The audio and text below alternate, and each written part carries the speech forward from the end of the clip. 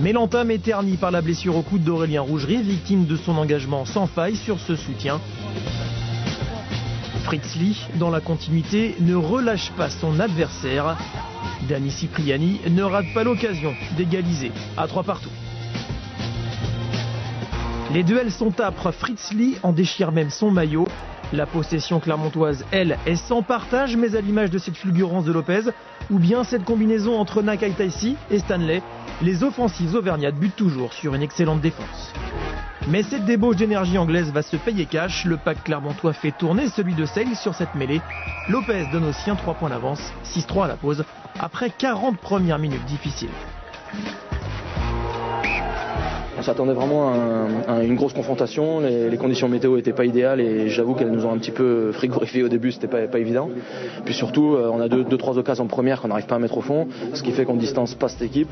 Les difficultés clermontoises repartent de plus belle suite à ce plaquage dangereux de Fofana sur Scott. Carton jaune pour le centre international. L'odeur du sang réveille les Sharks qui vont profiter pleinement de leur supériorité. Et ils continuent d'avancer, ils vont aller de l'autre côté de la ligne, repoussés à quelques mètres, maintenant 1 mètre, et ils vont aller jusque de l'autre côté et c'est de pénalité. Des Clermontois punis doublement, réduits à 13 avec ce nouveau carton sorti contre Jamie Cudmore. Ça fait 10-6 pour Sale. L'ASM, à ce moment, a la tête à l'envers. On prend 2 cartons jaunes qui nous font un peu mal.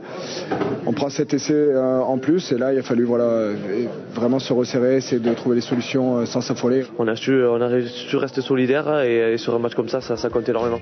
Les leaders montrent l'exemple, réagissent. Ici Damien Chouli, le capitaine qui charge. Jones le retient au sol, pénalité pour Lopez qui ne flanche pas. 10-9, Clermont est au contact et repasse même devant grâce encore à Lopez. 12-10 après une énième faute anglaise au sol. Mais après un hors-jeu auvergnat, Sale reprend les commandes, 13-12 grâce à Cipriani. Il reste 15 minutes et Clermont est tout proche du faux pas.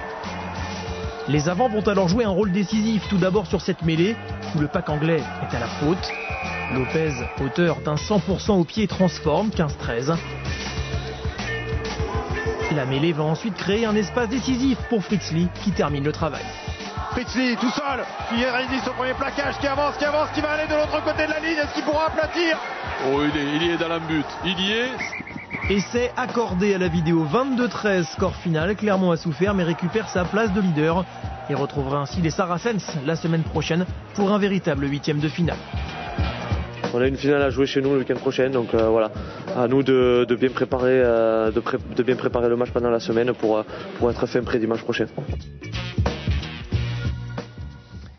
Eh oui, vous l'avez en une, la poule de Clermont avec cette victoire donc à l'extérieur et on a vu la victoire des Saracens 33-10. Donc Clermont 18 points devant l'équipe des Saracens.